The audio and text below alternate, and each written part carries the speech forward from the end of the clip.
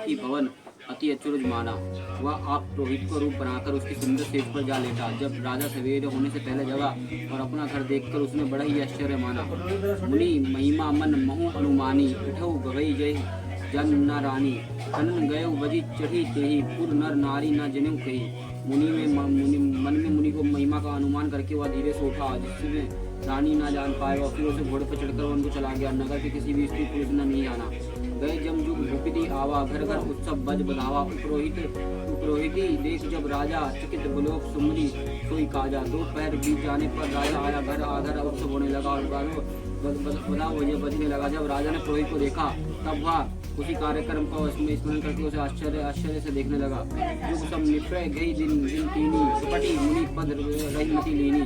समय जनी पुरोहित आवा, और निप्रही मते सब कही समझावा।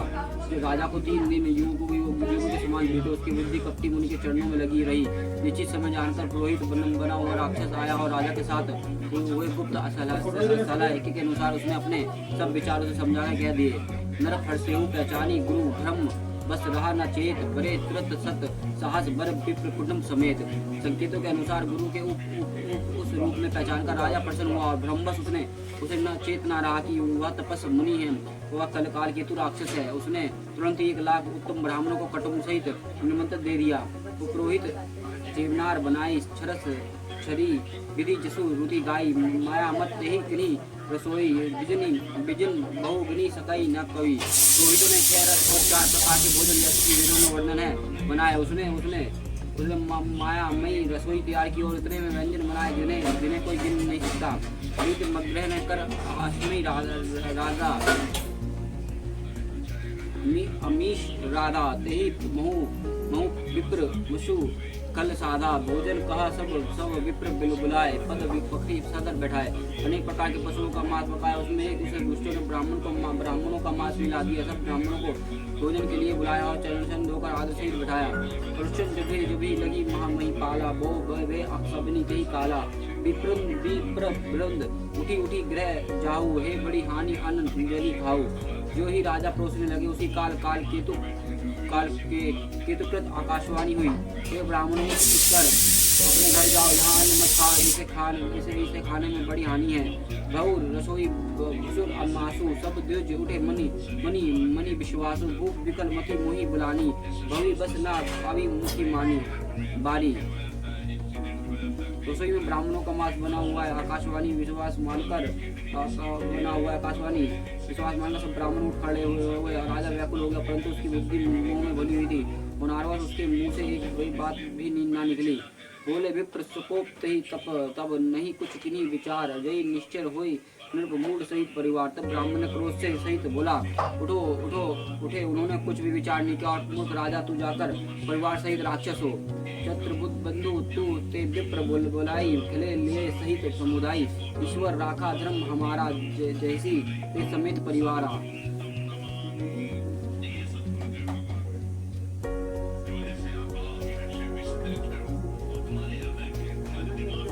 वे नीच क्षत्रिय, तूने तो परिवार से परिवार को बुलाकर उन्हें नष्ट करना चाहता, या ईश्वर ने हमारे धर्म की रक्षा की, अब तू परिवार से नष्ट होगा। संबद्ध मध्य नष्ट तब हो, जल जाता न रही कुल को। नृप सुनी श्राप वकील, अति प्रास बहुरी बर गिरी आकाश। एक वर्ष के भीतर तेरा नाश हो जाएगा, तेरे कुल में कोई पानी देने वाला तक ना रहेगा। साफ सुनाकर राजा वह के मारे अत्यंत व्याकुल हो गया। फिर सुंदर आकाशवाणी हुई, विप्रू श्राप विचारी न दीना, नहीं अपराध भूप कुछ कीन्हा। चकित विप्र सब सुनी नववानी, भूप गए जब जय जहाँ भोजन खानी। हे ब्राह्मणों, तुमने विचार कर श्राप नहीं दिया, राजा ने कुछ अपराध नहीं किया। आकाशवाणी सुनकर सब ब्राह्मण चकित हो, तब राजा वहाँ गया जहाँ भोजन बना था। तहा ना आसन नहीं विप्र सुआरा, फिर रहु मन सोच अपारा। सब प्रसंग मही सुनाई त्रिसित प्रेव अपनी अवनी अकुलाई। देखो वहाँ ना भोजन था ना रसोई, ब्राह्मण ही ना रसोईया ब्राह्मण ही था। तब राजा मन में अपार और चिंता करता हुआ लौटा और उसने ब्राह्मणों को सब वर्तन सुनाया और भयभीत और व्याकुल होकर वह पृथ्वी पर गिर पड़ा। भूपति भावी मिठाई नहीं, प्रदीप न दूषण तोड़ा, कोई अन्यथा कोई नहीं, शराबती हो रहा। राजन, यद्यपि तुम्हारा दोष नहीं है तो हम भी होनहार नहीं मिटता। ब्राह्मणों का शाप बहुत ही भयानक होता है, यह किसी तरह भी टाले नहीं कर सकता। आज कही सब महादेव सिधाए समाचार पूर्ण लोगनी पाए से सोची दूषण देवी देवी यही विचित हंस काग किए यही। ऐसा कहकर बड़ा सब ब्राह्मण चलेगा। और नगर वासियों ने जब यह समाचार सुना समाचार पाए तो वह चिंता करने और विधाता को दूध देने लगे। जिसने हंस बनाते बनाते कौवा कर दिया। ऐसे पुण्य आत्मा को राजा को देवता बनाना चाहिए था, उसको राक्षस बना दिया। पुरोहिती भवन पहुंचाई असुर तपस्वी खबरी जनाई तेही खाल जहाँ तहा पत्र उठाए सजी सोन सेन भूख सब धाये।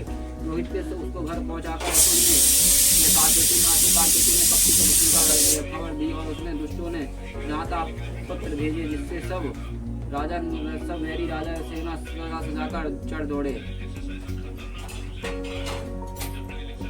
हिरनी नगर निशान बजाई विविध भांति नित हुई लड़ाई। जो जूझे सकल सुबुट खर करी करनी बिनु समेत परो नृप धरनी।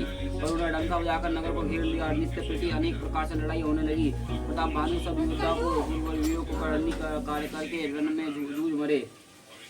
शूरवीरों की करनी करके रण में जूझ मरे। राजा भी भाई सहित खेत रहा।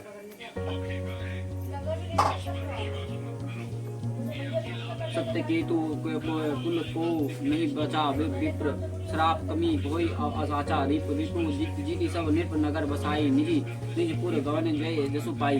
सत्य केतु के कुल में कोई नहीं बचा। ब्राह्मणों का साप झूठा कैसे हो सकता था। शत्रु को जीतकर शत्रु को जीतकर नगर को फिर से बसाकर जब राजा विजय और यश पाकर अपने नगर चले गए। भरद्वाज सुनी जही जब हुई विधाता बाम धूरी मेरे सम जनक जम तही दयालसम धाम। यज्ञवालिका जी कहते हैं भरद्वाज सुनो, विधाता जब जिसके विपरीत होते हैं तब उसके लिए धूल विश्व में पर्वत समान भारी कुचल और डालने वाली पिता और यम के समान कालू पर रस्सी सांप के समान काट खाने वाली हो जाती है। काल पाई मुनि सुनी सोई राजा बहु निश्चय सहित समाजा। 10 श्री कही मुझे 20 भुज डंडा रावण नाम वीर बंदा। मुनि सुनो सब मैं पाकर हुआ राजा बड़ी सहित रावण नाम का राक्षस हुआ। और उसके दास फिर और 10 सिर और 20 भुजाएं थी। और वह बड़ा ही प्रचंड सूरवीर था।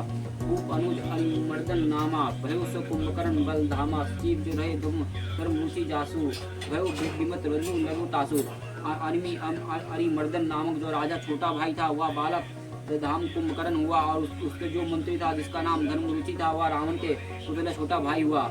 नाम विभीषण जय जग जाना विष्णु भगत विज्ञान निधाना। रहे जो सेतु सेवक निरकेरे भय निशाचर घोरे घनेरे। उसका विभीषण नाम था जिससे सारे जगत जानता था। वह विष्णु भगत और विज्ञान का भंडार था। जो राजा के पुत्र और सेवक थे वो सभी बड़े भयानक राक्षस हुए।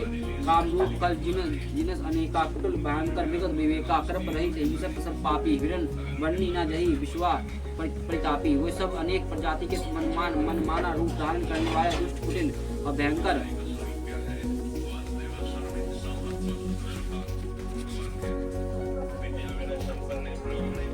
विवेक रहित निर्दय और इन सब पापी और संसार भर के भरों के दुखों देने वाले हुए। उनका वर्णन नहीं हो सकता। उपजे जदीप पुलस्ते कुल पवन अमल अनूप कदापि महिषूर श्राप बस गए भय सकल अवरूप। यद्यपि वह पुलस्ते पवित्र निर्मल और अनुपम कुल में उत्पन्न हुए तथापि ब्राह्मणों के शाप को कारण करने वह सब पाप रूप हुए।